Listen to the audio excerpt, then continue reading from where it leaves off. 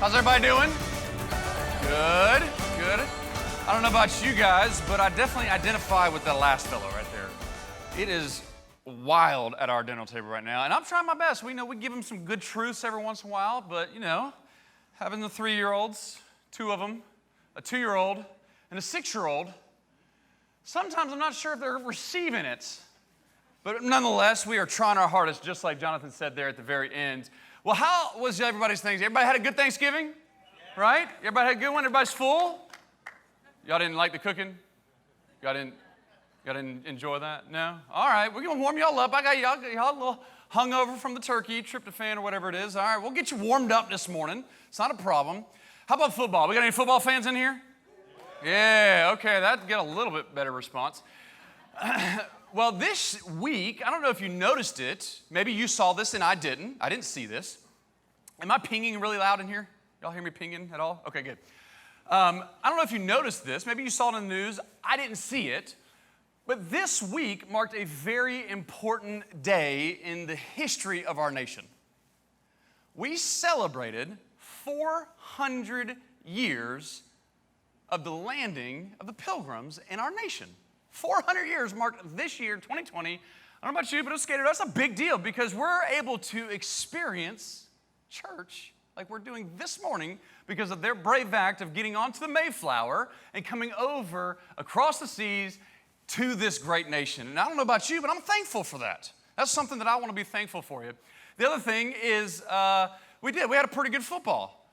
We had a pretty good football weekend. If you are an Alabama fan, you're happy, right? If you're an Ole Miss fan, pretty happy, right? If you're a Clemson fan, you're pretty happy. Now, not everybody's happy. Yeah, come on, we can hear it a little bit better for Clemson than that. Come on, there we go. Some teams had to go out of the state to lose. I'm not going to name any names. We're just going to leave that be. We're trying to be thankful this morning, right? But we had a good football weekend, right? We had, good food. We had good football. It was just a good weekend. It's good to be here with you guys. It's Sunday, right? Football brings me to the analogy that I want to start off this weekend with, okay? Football has this thing called a rule book. That's what I hold in my hands right now. It's a pretty girthy rule book. All 95 pages right here for your reading pleasure over the Thanksgiving holidays, right? Football has a rule book, and the rule book comes from the NFL headquarters right off of Park Avenue in New York City. Now, if you're as inquisitive as I am, I didn't know that NFL had headquarters in Park Avenue, so I had to look up some pictures. So here's some pictures for you. Give you a little visual about what we're talking about. These rules come from the headquarters right there on Park Avenue. One of the neat things is that they have a floor dedicated to the officials. You'll notice it because there's black and white tiles, fittingly so, on the floor. You know you're on the officials' floor.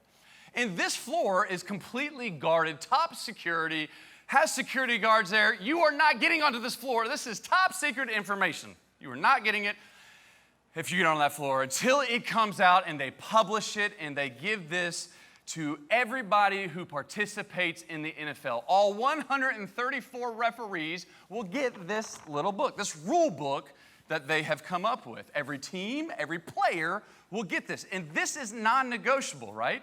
This is what the league operates under. You cannot change the rules of the rule book. Everybody gets them. Everybody knows them.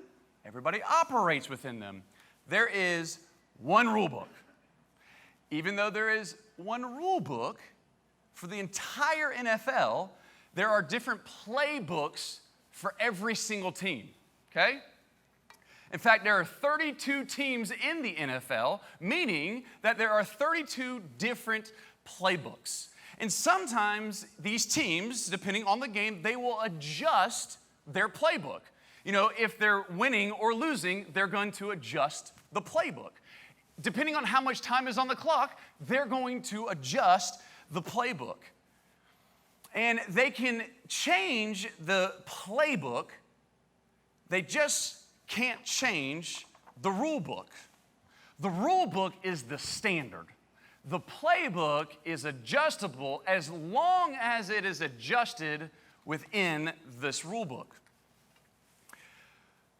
The Bible is our rule book. But the Bible doesn't deal with every single minute little detail that me and you will face in life. The exact situation or the exact challenge that we have, they're not going to give the exact answer in here, okay? But it goes to the importance of why we must have a playbook that is consistent with the rule book. It has to be based off of the rule book. The rule book is unchangeable. The rule book is unchangeable. We must be consistent within the rule book. And in order to make choices in the field of life, right, we have different scenarios that will hit you and I. We'll have different scenarios that hit our children, okay, right? And the playbook is taking a particular situation, saying questions like this. How are we going to run the play? How are we going to address the situation with the goal of staying within the guidelines, the information that is in this? Oh, we got this situation? It's in the rule book. Now, the playbook will change, but the rule book does not change. And parents who only give the children the rule book and never teach them how to call a play in the playbook of life will often be giving them information that will confuse them because they've never seen the rule book come to life. These aren't just words in a book. They're to guide us as parents to formulate a playbook that our kids then see the words of these pages come to life. The playbook is important to us. Let me say it this way, Tom Brady, one of the greatest quarterbacks in the NFL, what makes him so great is he can call a play, and in the middle of that play, he'll notice that the defense changed up their game plan. And in the middle of that play, he'll notice the changes that they make, and he'll change his playbook, all the meanwhile abiding by the rules. It's the wisdom that he displays as a quarterback. If we're going to instill kingdom virtues, we're going to have to tell them, teach them, coach them, show them any way possible that we can, our children, of how to bring God and his biblical virtues, his biblical principles to every single situation in life, okay? Proverbs says this, that the fear of the Lord is the beginning of wisdom, and the knowledge of the Holy One is understanding. The calling of parenthood is a high one. It's a high calling. And to do it well, it's going to take more than what you and I have to offer. And there's no doubt that we are going to have to include God. We need God in this situation. We need the words, the playbook, this rule book that we go by life.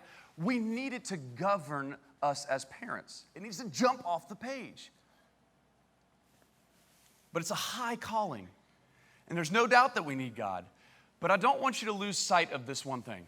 Don't lose sight of this fact that when God called people in the Bible to do something spectacular, to do something great, to do something phenomenal with their life, the thing that he typically called them to was always greater than themselves.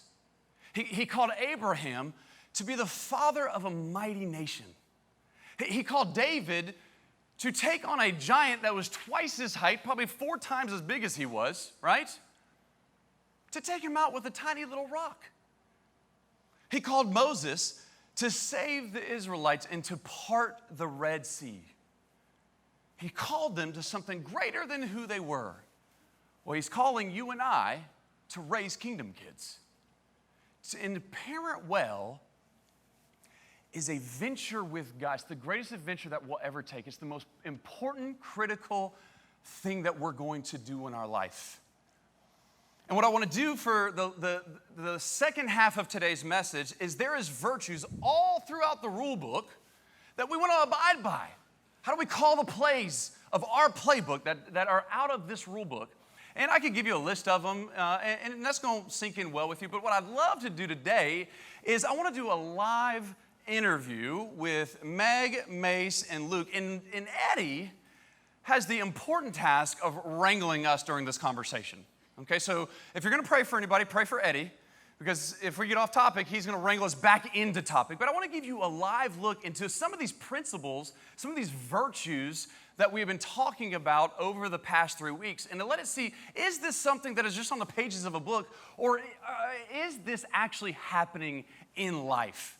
Godly virtues like wisdom. And as we have this conversation, I want you to kind of pay attention. Do you hear virtues like wisdom, integrity, faith, purity and excellence and generosity, all these different virtues, I'm hoping that they come alive. So would y'all give me a warm welcome to Megan, Macy, and Luke, and pray for Eddie quickly as he comes to the stage. Thank you, Dave. So you guys are in for a real treat. Let me kind of help set the stage for you for just a little bit. For those of you maybe that you don't know these guys very well, maybe you're not even really sure who they are, I'll introduce them to you in just a moment. But what I want to do before that is I want to let you know that everything you're about to hear is real. And here's what I mean by that. You know, sometimes you can hear somebody talk about their home life or what they do in their home, and you're like, yeah, so what's the other 95% of your home life like?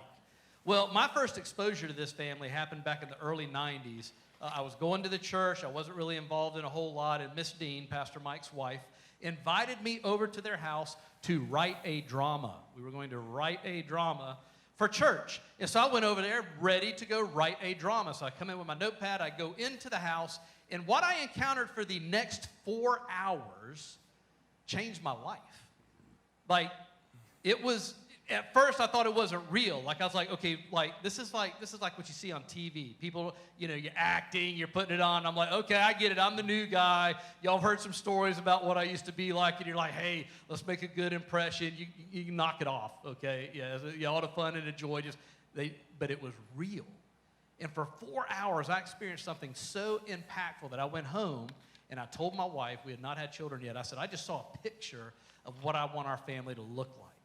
And it wasn't just the fun and it wasn't just the laughter. There was a depth to it, because what I was doing is I was touching something that went beyond just what I was seeing with my eyes. It wasn't just the laughter and the crazy shenanigans that you're going to hear them talk about.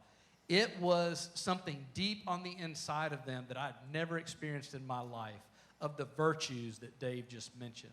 And that produced an atmosphere that forever changed the trajectory of my family. And for that, I've always been very, very thankful, and that is because of Pastor Mike and Miss Dean. So Pastor Mike, our senior pastor, is sitting right there on the front row. If you've yet to be introduced to him, he's an incredible man. If you haven't yet heard him speak, you don't want to miss the next time he does, because it's going to blow your mind. So don't miss next Sunday. And then right here on the couch, we happen to have his two lovely daughters, Megan and Macy. And they are married to the two ruggedly handsome Luke Turner and Dave Ammons. I was hoping you were going to give us a good introduction based off of the girls there. Well, you know, that's what you want me to say, right? Now what we talked about. I mean, you can keep going if you want. Okay. Okay. So these guys, we're going to jump right in here and tell some stories and let you hear right from them how this atmosphere that I just described to you was built. It really is an intentional atmosphere. So Megan, Macy. Well, real quick, Ed, before you get into that whole thing, just to echo kind of what you did, I had the very similar experience of what Eddie had. When I first came into their home, it was like nothing. It's like I walked into a Broadway musical. Like, it's funny that you describe it as a musical, because we are the worst singers on planet Earth. Terrible. But it's true. Absolutely terrible. We still sing. We get our thing on. Life is a musical. But they sing confidently. You may sound bad, but the life that you guys exude is bar none. Right. No one can, and it doesn't even matter if they have a microphone. No, yeah, well, you normally do not bottle? have these. We have like a... Oh, junk. I didn't know we had this.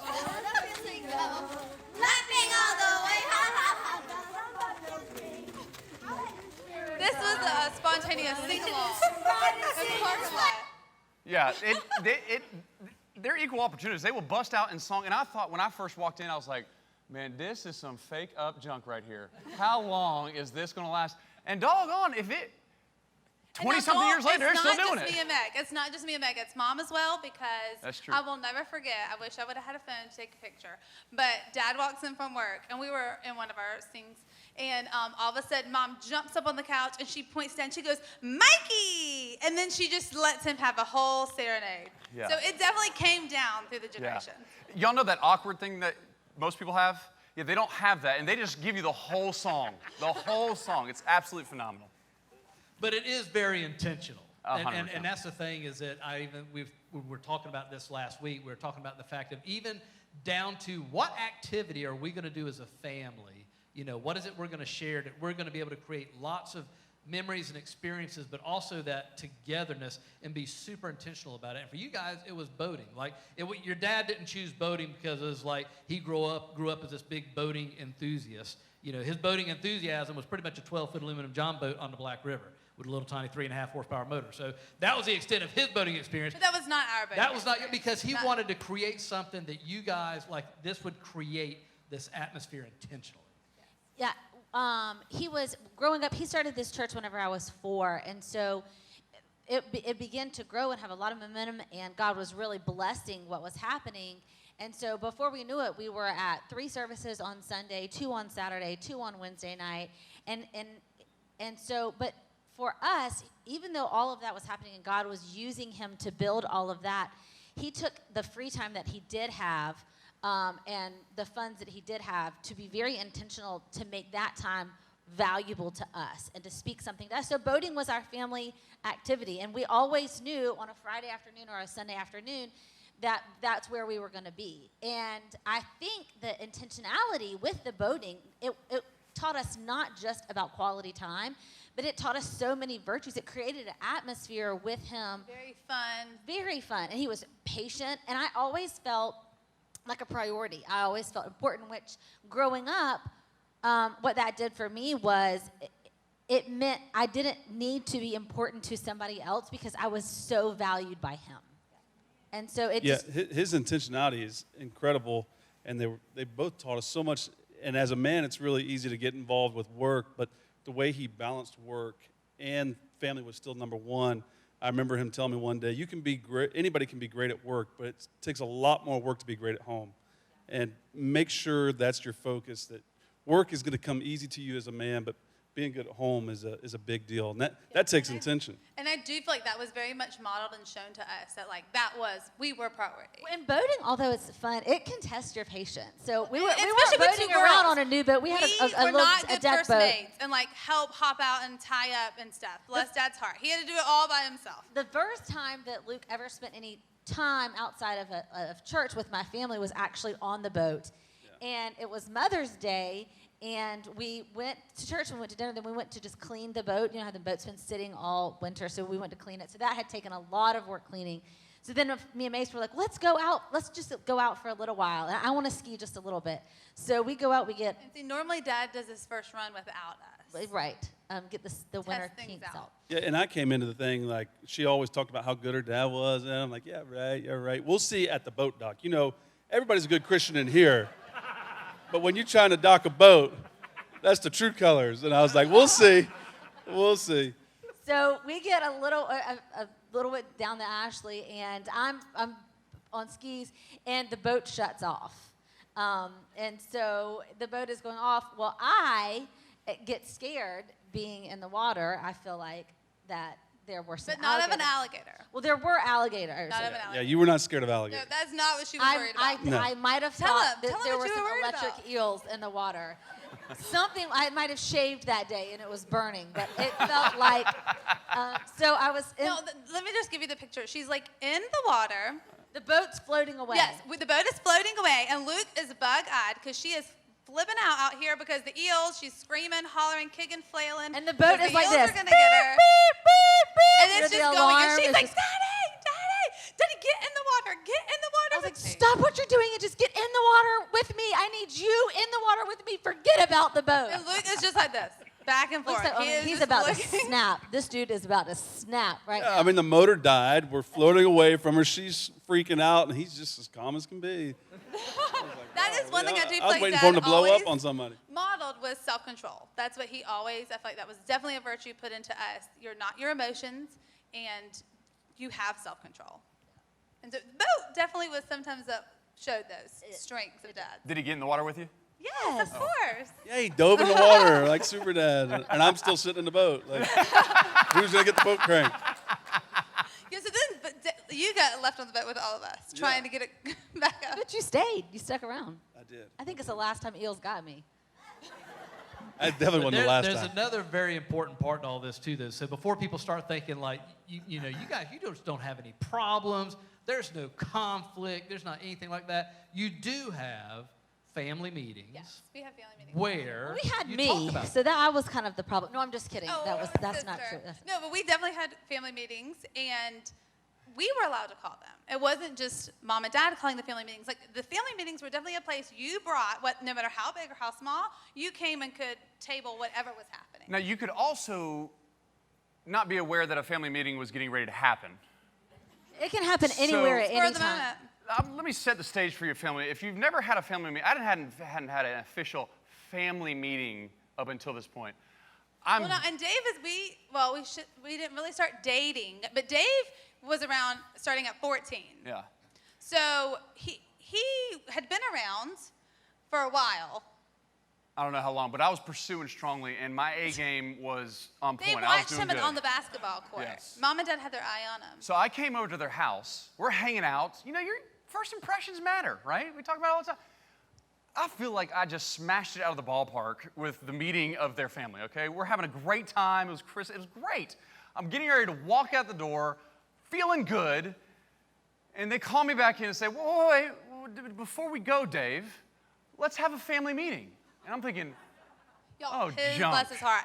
You could just see, he just, oh. like right now? I was like, they're going to vote me out of the family meeting? right now in front of my face. This is going to be phenomenal. Never heard of this before. And so we sit down and we're like, so we're going to vote on you. I was like, get the heck out of town. They're literally going to vote me out right now. Well, it was during the It's Olympics. like Survivor. Oh my gosh, I During was the like, Olympics, and so me and Meg were real into the Olympics, and giving The our Olympics numbers. were on, so I The think we Olympics didn't were vote on. yes or no. I think it was like a Yeah. 8.2. I gave him a 10. or- I gave him a 10 for sure. I right, voted but 10. leading up to the first vote, my heart was pounding at literally 200 beats per minute. I But, mean, it was- but everybody voted you good. they did. So I went from being very fearful of a family meeting to now, bring them on, let's keep voting. This is awesome. You vote me in, this is good. I got all 10s, ready to But we roll. were, just to make sure everybody knows what dating looked like at 14 in not Ammons, in the Lewis household, it was not dating. Like, we came to teens together at church. We would meet at teens. That was a real fun, one time a week I got to see Dave. And then as we got older, he started, his parents or my parents would go pick him up, and he'd come over for family game night, or on a wild Friday night, mom and dad would maybe take us to a movie, and all Right. 4 of us would go together. Which, just a sit side in note, the if you're a movie. teen out there and you're like, oh man, the parents were with them everywhere, did they literally take you to the movie and to a restaurant? Yes. Yes, but here's the great thing, is you don't have money. And your parents do. So we had a lot of great experiences. Babe, you want to go get some ice cream? Well, come on, guys, let's go get some ice cream. Dad, It y'all was- want to go get some ice I'm cream? telling you, Well, 'cause don't they couldn't fight it. drive, so Don't fight it. it's It's a not like we very could go. biblical virtue. You won, I'm telling you. But yeah, that is what it looked like. But that is, and jokingly, but that is a biblical virtue of generosity. And this is, you do pick up on the whole idea through the family meetings. There's the whole idea of generosity. There's a whole idea of the value in people. So like you said, it didn't matter what age. Like if there's anywhere where somebody can get diminished in a family, it's Sure. through conflict. You know, what you say to somebody or how you say it, there's always that potential there to diminish that person. And so what was created in your home was this atmosphere of, it doesn't matter, it could be your mother. Oh, yeah. You could actually have to call a family meeting Yeah, on that your is mother. definitely one of our best family meetings, should I say. Yes, definitely one of the most entertaining. Memorable. So, y'all, I am just moved back, freshman year of college, in from the dorm. So I had my wings a little bit, my freshman year of college, but now I was back home For the summer. for the summer. So that was a little adjustment, because I thought I could keep living the dorm life, but that was very much not the situation. So I'm taking classes downtown at the Citadel, and I would call mom when I would get there so politely and just say, hey, I got here, made it all right, heading into class. So, like, I felt good Well, and I about doing have to that. speak up for my mom because she's not She's here not right now. here. But You're going to tell her, son? because There was construction. I Yes. forgot construction. Yes. So it wasn't Yeah. just like she was going to normal class. She was going to summer school, like summer classes. So there wasn't a campus full of people, and there She's was a mom now, can you very tell? heavy amount of construction going on that she had to walk a great distance through to get to her class. So, Mom's going to be so proud of you. that's Mom's going to be so proud. So that particular morning, I had already called. There was no traffic. And so I got there like an hour early. So I had called when I initially got there, but what I had failed to do was to call and let her know that I was actually like going to class then. And in that hour, something very tragic could have happened that I didn't know about that I should be worried about. So here I am, minding my own business, goggles on in chemistry lab, and I'm, doing my titrations, and all of a sudden I like glance up, and I think I see something, and then I'm like, no, and then I look up again, and sure enough, peering in my lab room door, and I'm like, that's Mom. And of course, my heart drops. I'm like, something tragic has happened. So bad that she can't even call me. She's got to come pick me up before she tells me. Y'all, I'm like sweating. I'm like, oh, my life is about to end. Something bad has happened. And she's like this, hey, no, you keep working. I just was checking on you. Y'all. Macy called a Woo! family meeting that night. We had as a family meeting. But I think that is what the good thing to me, what you said, Eddie, is so true. I feel like where people can be so belittled and is in conflict in families. And so what was so unique about family meetings was everybody had a voice and your feelings mattered at the table, and it was a never out of a control situation. And it could be a everybody wasn't passionate. talking over. Right, nobody was talking over. Everybody told was, their piece. but we learned so much in that we learned number one, you did learn who was in charge, because at the end of the day, Dad. yeah, you honored them, but also the way that he honored us and the way that we felt so valued, something was deposited in us.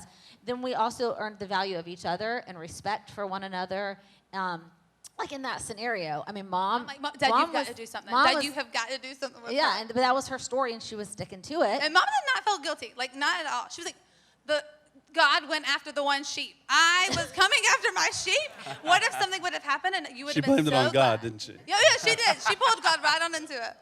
Yeah. So, but those were the times that I felt like we learned authority, we learned respect, we learned honor. We really learned a lot of self-control, because even if you didn't like it, if you were in the wrong or if somebody else was in the wrong, there's a way you sorted through it. And at the end of the day, on the other side of the family meeting, was you felt so understood and so loved and so valued. So you were way closer after the conflict. Yes. Instead of Well, and before even in that situation, she said at the end of it, she was like, I definitely understand how you felt that way. Like, I understand that you felt like I stepped on your toes and I was a little too close. So, I mean, even in that situation, they always came around and validated the way you felt. Well, one of the things that I love, too, about what your parents always did is they never even shied away from us as the boys that were coming into their life. You know, Luke, tell them from your perspective, because you almost were in that meeting, but you tried to get away, right? Yeah, I mean, family meetings. Bless, poor Luke. Family meetings didn't go like that at my house. I mean, there was a big blow up, everybody cussed each other, and we were gone, And the damage was something you had to work out. I saw the tension happening, and I was like, oh, I'm going to slip out of here, let them do their thing. And he's like, no, you're going to join this family one day, you're going to learn how to do this family. I mean, he And- did. He was straight trying to creep out. I mean, he was Oh, like yeah. already out Yeah, in the this is- kitchen, already out of the living room. Luke, why don't you come on back in here? Yeah. And it was a family meeting that really had nothing to do with you at that point. No, but he wanted me to But watch. He wanted you to watch because so much was. Well, deposited. There was I think some family meetings about you, though. I think families do really well. I said there was a few family meetings about you, though. About me?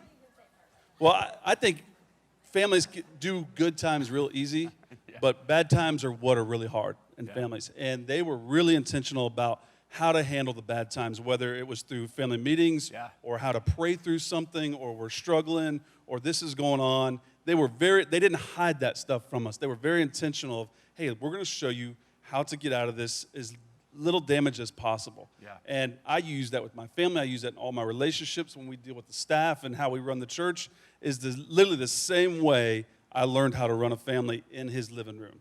When there's so much spiritual deposits were made because, those times during the family meetings were when a lot of emotion came out. This is how I've been feeling. This is what I've been thinking. This is what I've been struggling with. So then it was the opportunity for him to then shift the moment and then really show us how do you pray for your family? How do you step in and believe for one another? How do you anoint somebody? How do you, and then also when somebody was struggling, what is it like when you're struggling? And even as an adult, when I'm not doing good and I need to get in the presence of God, what we experienced during worship this morning, for him to show us during those family meetings how to do that. So right now, we as a family, this is a tough season or this is a hard thing we're going through, so we're going to worship together or we're going to pray together. Those were... just every little practical thing. I mean, even when I come home from work, he taught me to put my hands, lay hands on my head and pray to get myself out of work mode. So when I enter the home with the right atmosphere, and I create the right atmosphere. How to anoint the rooms, how to anoint the house, how to pray for the kids.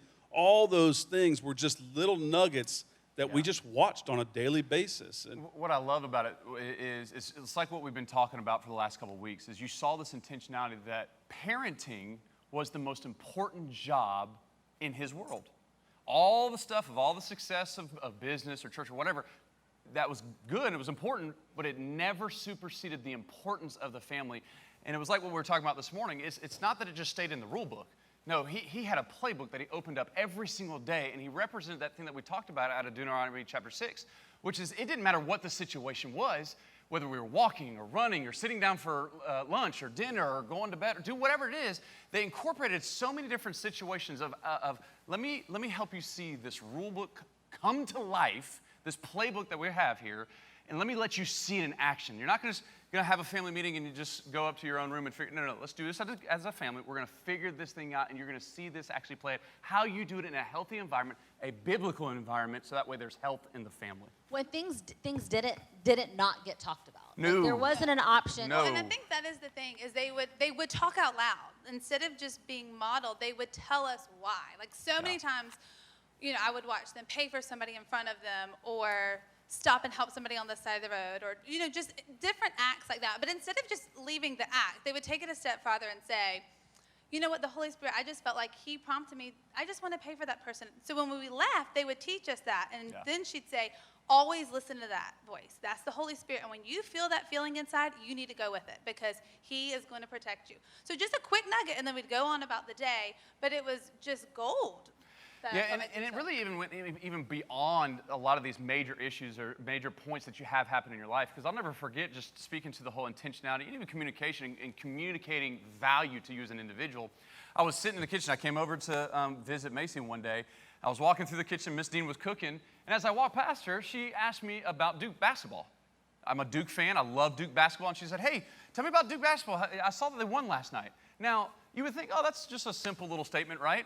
Until you realize that Miss Dean could care less about Duke basketball. But it was because it was important to me, and she knew that I loved it. Now it became important to her.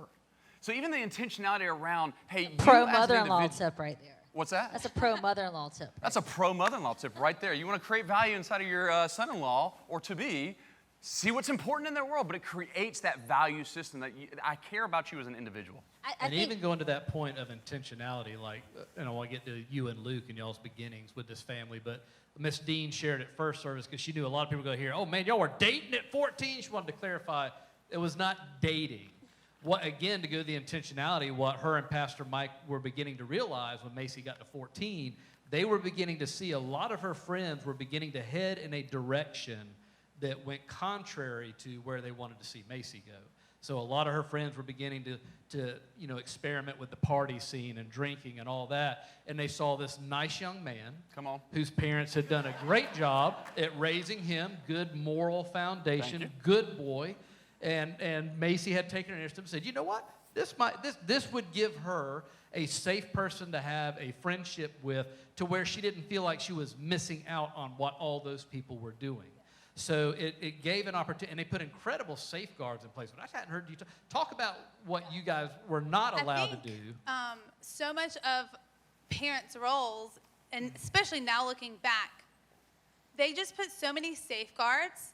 So because we weren't ready for that, we were not ready to take on all the weight and responsibility. And so I feel like they removed that. Even though you really think you are at that age, I mean, you think you're on top of the world. But one thing that was obviously very talked about between us and then with mom and dad was just the fact that we wanted to remain pure until we were married. But in order for that to happen, they put in safeguards. We were never allowed to be at the house by ourselves. We were never allowed to go upstairs in my room by ourselves. We couldn't lay down on the couch. I'd have loved to see Dad's face if y'all had tried to lay down on the couch. Oh, Lord help us. I'm gonna tell you right now. Now, it does help that when the person that you're dating, their dad is a pastor, because you really do believe that God is speaking to him. And if you even tried to lay down on the couch, some radar would go off in his brain, and like he would call and be like, Dave, what are you doing? Need you to get up. But really, they did. I felt like you did a lot of parenting. You didn't even know it, did you? They helped put safeguards in place. I mean, and at the time, sometimes when we would, in high school, be at the house and mom or dad went, you know, it would be an hour before they got home and we were sitting on the porch. But it just taught us such great skills and respect for their authority, and we would have never crossed the line. And even growing up, then in college, when we were grown a little bit more, the safeguards had already been put in place, and then we were ready for the responsibility to be by ourselves and go out on real dates. And so, but if that foundation wouldn't have been laid for us, then I feel like those are the times that you can make mistakes when you're so young and vulnerable and you don't realize the true consequences of them. And so I felt like they just helped protect us during those times. Yeah. So they helped do that, and then the other thing I love when you go back to the whole family meeting atmosphere, that yes, everybody has a voice, and yes, everybody needs to be heard and validated, but it wasn't about compromise. Yeah. And so Megan, specifically for you, when Luke came into the picture, you know, when things began to develop, it was very much ingrained in you. You knew that there would not be a compromise from mom and dad if Luke didn't reach a certain place. Definitely. So I took the different route. I didn't date the same guy from 14 on. No, and Dave got privy to seeing all the characters she brought in. I'm going to tell you right now. Through the years. Luke was a godsend because the boys that she drug up, man, it was terrible. A There were 3x5 some card good didn't ones. There help were some of some these good guys. ones. They There couldn't were talk. Some characters There were as some well. good ones and there were some characters, but That's putting it mildly.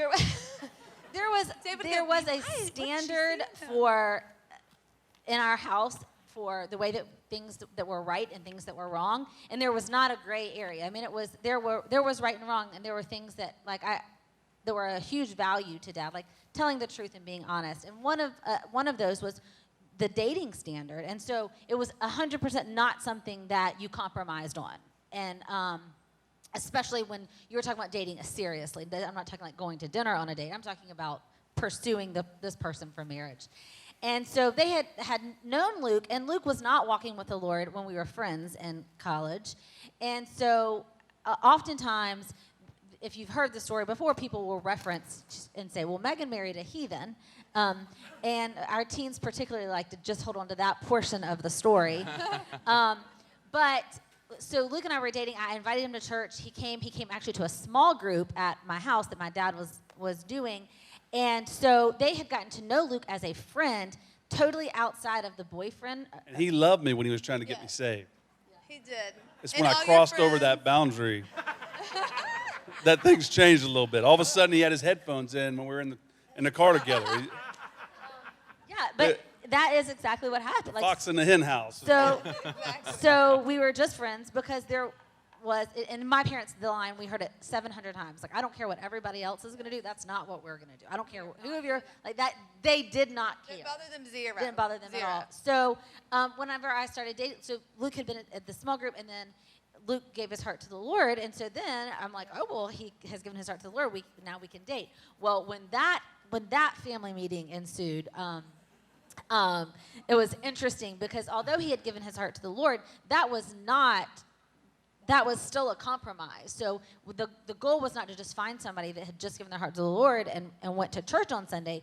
The goal was to find somebody that was equally yoked with you, that loved the Lord the way that you do, and that can lead you, and that has the same morals and values, and that will raise a family the way that you want to raise a family. Because I feel like if you take everything, the most important thing to mom and dad was if I can teach them to get in his presence, then I feel like everything will be okay. He Yes. always, if I can teach you, it doesn't matter if you're hurt, it doesn't matter if you're sick, if you're facing a bad illness, it doesn't matter if you're trying, to decide on little things or small things. If you can get in his presence, you will be okay. And so I think for him in this situation, He needed to kept know saying, that Luke could lead me into his yes, presence. he was like, and but his what if fam- you're sick and you need your man to lead you into that, and you've got to make sure that he can handle that mantle. And so that's what we were waiting on to see if Luke was going to be able Right. to. Was he fresh out of the bar? I didn't or even know was what he the gonna- mantle was. Yeah. So I remember, but it was so important to me for them to approve of Luke. I would have not considered him if he didn't. So I was constantly pushing the issue. I was ready for them to give the stamp of approval, and it just had not been enough time. There had not been enough time. Yeah, and they so definitely we were had caving gone, on that. and they would not give an inch. Like, well, he's doing well now, but we're not there. He's doing well now, but we're not there. And I remember we were on vacation, and it was me and Macy and Mom and Dad. We'd gone out to eat, came back to the hotel room, and so I decided to bring it up. And Mom is like, he has not been walking with the Lord long enough for me to see anything. really And wanted I'm them to crying, and Mom's like, celebrate. you can cry all you want. Your tears do not move me. And I'm like, ah. And so then I remember it being a more passionate family meeting because I'm wanting them to say yes. And Mom's like, it's been 3 months. I'm not going to give you. He has not proven anything to me yet. And so I remember her something about how much do you like him? Why is this such a big deal? You've only been dating 3 months. Why do we need to talk about this? Like, why is it such a big deal to you? And I remember saying, well, I think I love him. And I remember my mom like throwing herself on the bed, and she was like, my goodness, Mike, she thinks she loves him. She thinks she loves him. And Dad in was peer like, well, now pressure. tell me Yes. what does Tell me love what feel like? How does to this feel you? different than the last boyfriend? What is it? What makes you think this is different than every other relationship?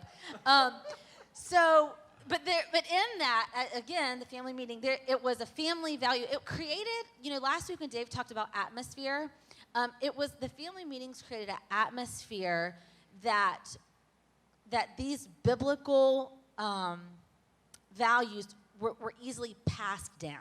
Mm-hmm. And so although it was tough conversations and it was tough situations, the spiritual values that were placed in me to not compromise and that this is right and this is wrong and to be truthful and those things happen, I think, during all of those times. So even so much so that 6 months later when Luke proposed, the first question out of my mouth, he was still on his knees, and I was like,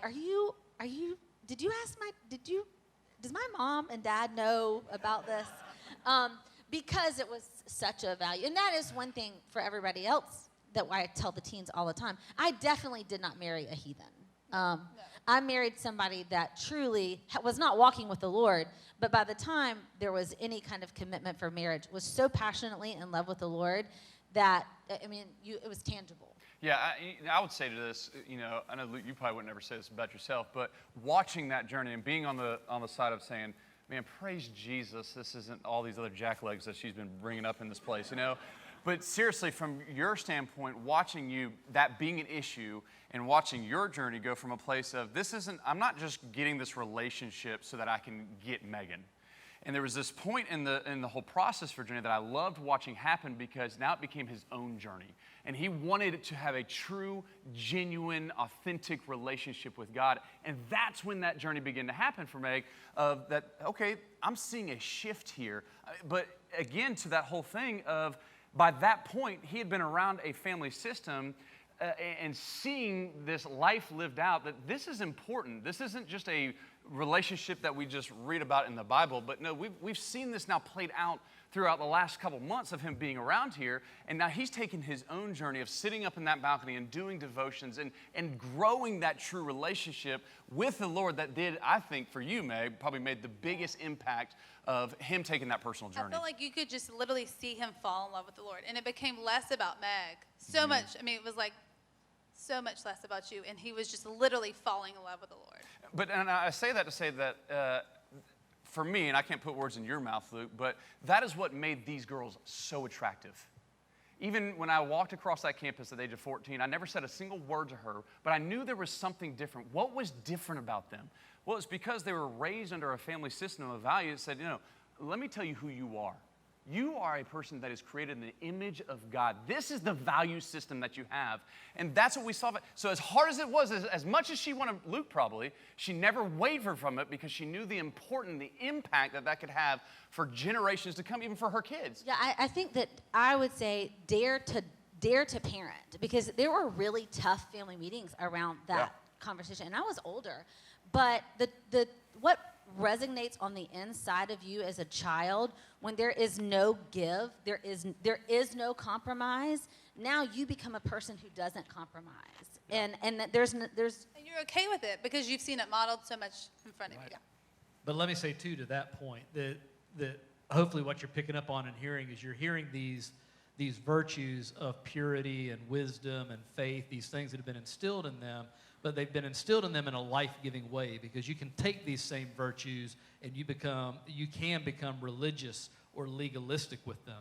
And now you produce what I like to call, it's the whole rules without relationship breeds rebellion. And now your atmosphere is such that your kids can't wait to get away from you, and they can't wait to get out of that. So the relationship is so huge, and that value component and piece of it, because that's where the life is in it, and that's what makes it so attractive. That's what made you ladies so attractive to these guys. And certainly, your mom and dad had their hands full. I mean, there was a lot going on. Culture has always been counter to the church. Obviously, there's always been obstacles. We all have phones in our houses, and so that was always an inroad that somebody maybe could find a way in. But nowadays, where technology is now, it's even harder. And I know Megan and Luke, you guys have entered into that stage of life in your own parenting, where now you're implementing and emulating the same things, but the challenge is even greater. So speak to that. Yes, actually, this week we joined a new group of parents. We officially have a teenager as of this week. Our oldest turned 13, and we've had the privilege also of working. She's grounded for turning 13 too. We've had the privilege of working with teens for the last 15 years, and I do think that the most important thing, I call my parents, and I thank them for a lot of things that I never realized growing up. I called them a year ago, and I was like, I just need to tell you thank you for putting braces on my teeth, because I never realized how much they cost. So here's a 15 years later thank you. But things like, I think that passing on these virtues and not letting the outside world have so much of an influence that it's more influential than what you're trying to deposit in your children. I'm actually can look right now in this room at 3 teens that I've had a conversation with in the last year, and about not having a cell phone. And let me just say this really quick, and I could do a whole message on it. I won't, but the reason that Luke and I choose to not have that influence in the house with the girls is, obviously, I think that 98% of teenagers send inappropriate pictures or receive inappropriate pictures.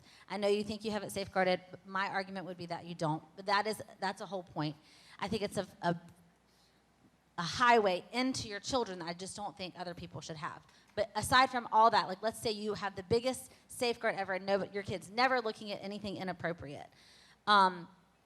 I think that there is an age of maturity that they can handle the outside influence that affects them, and I don't think that the age that kids have the phone these days is the right age. And let me tell you an example. So Luke and I are very intentional on quality time with the kids and depositing all that we're talking about with them.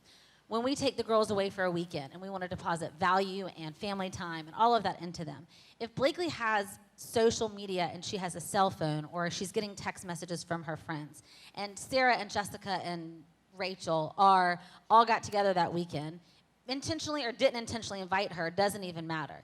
Now something is robbed from her all weekend long of what I'm trying to deposit, because she feels left out of something that seems more important than what I'm trying to do. And at 13, I feel like that there's an uphill battle enough to deposit confidence in our children that I want what I'm putting in there for there not to be any outside battle for any other reason, that she doesn't feel like I'm the most special person in the world because my daddy took me out of town and he bought me Clemson tickets and we're doing this. I don't really care what Sarah and Rachel are doing this weekend. And so I think when you eliminate that, it just gives the opportunity to have more of your influence on them than outside. So I think that would be the biggest thing we're trying to do right now is while we have time for our influence to be the heaviest presence in their life. And mine is, I know boys, and they'll say things on text messages they won't say in person. So she's not going to have that avenue where you can go be a big bad boy through a private text message. It's just not going to happen.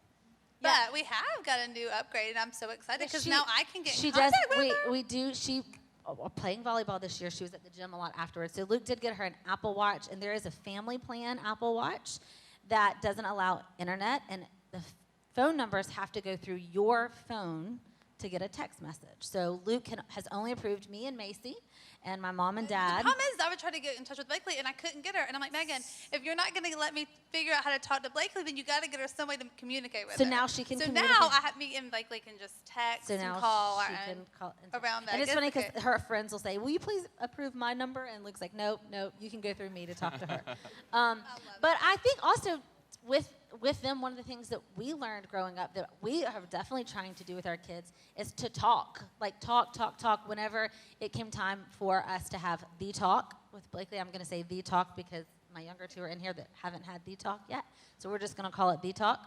I said to Luke, we were trying to figure it out. And we both had really felt pressed on our heart that it was time to have this conversation. And so I said, do you want me to just talk with her? And Luke was like, no, I don't want you to talk with her because there's not going to be another teenage boy that is scared to approach her about that subject. So if I am scared why would I show timidity in if she allows some teenage boy to be more bold with her than I am? And I was like, that is a beautiful point. So I think that has opened up a lot of conversations and questions and stuff that sometimes we're like, oh man, I'm sweating, but we're going to talk about it. She just, I think it's been invaluable that she wants to talk with us. I think dads avoid that conversation because it's just tough, especially with girls, but the other boys aren't avoiding that conversation with them. Yeah. So don't be scared. The same goes for Dad. Like, he always modeled that as well for us. Yeah.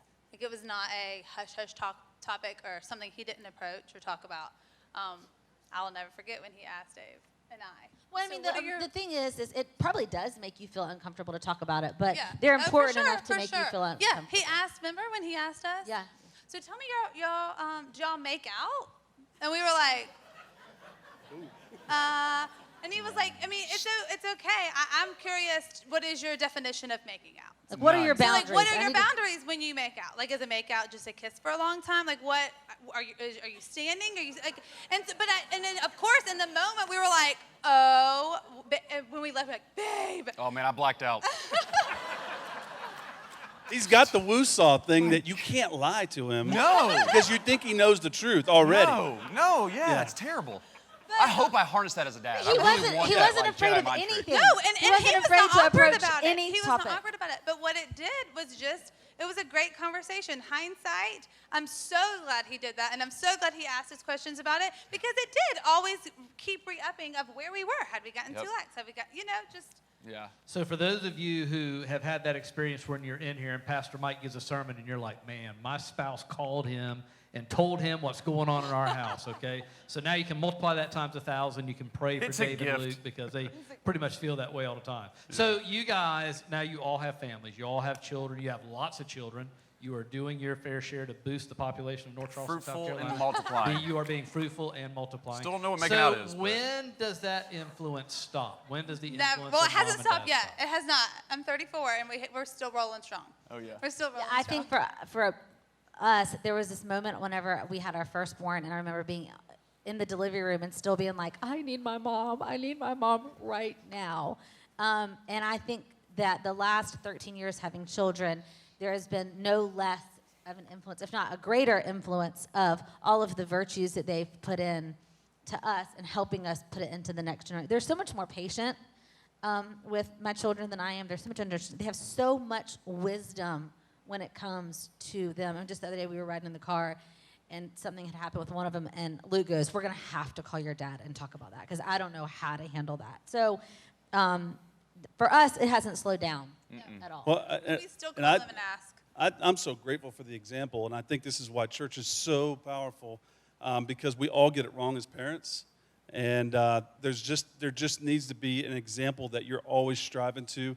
The thing I like about Mr. Mike is he's always inspired me to go after a vision for my family and be intentional for my family. And that is a living, breathing organism. I mean, Sunday after Dave's message last week, I went home and I worked on that vision. What's working? What's not working? What have I strayed away from? Don't be afraid to make mistakes. We're all going to make mistakes, and we all stink as parents sometimes, but there's a way that letting an older influence in your life, it's so important. And so some of us didn't have good families. Some of us had great families. Some of us have messed up, and we think, I'm never going to be a good parent, or I messed up 10 years ago, and I'll never be a good parent because of it. And that's just not true.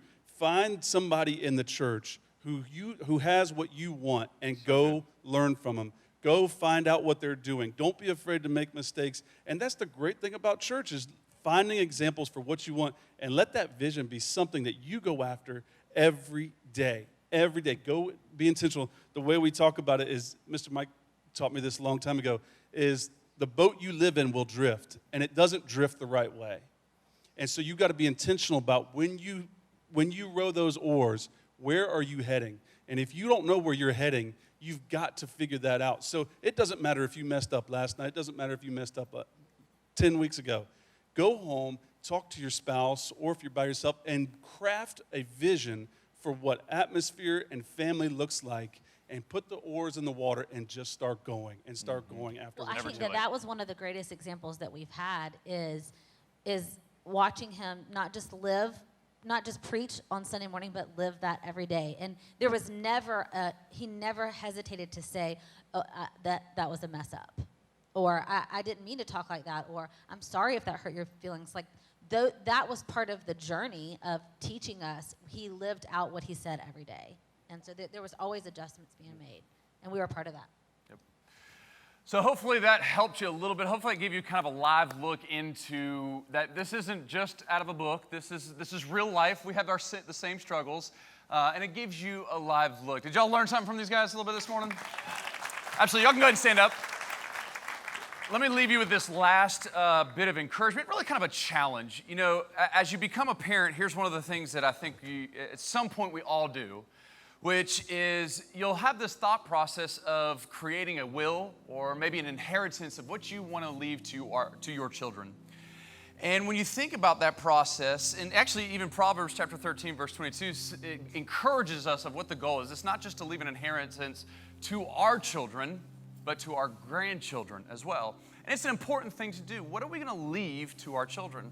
Well, here's the challenge that I want to give to every single one of you guys, is as you go home, you know, we're wrapping up this series, Mind Blown. We're wrapping up this particular section about parenting. We've given you a lot to think about, okay? And as you guys go into this next season, just got done with Thanksgiving, we're heading into Christmas, and we have the ability to create the atmosphere in our lives, in our homes, with our families, and all that kind of stuff. And the question becomes, in this whole thought process of what inheritance are we going to leave to our children, let's not be parents who leave stuff to our children. Let's be parents that leave stuff in our children. And what's the spiritual will that we have for our kids? It's important. Have you ever thought about what spiritual will, what spiritual inheritance do I want to leave to my children? What are the biblical principles and values of wisdom and faith?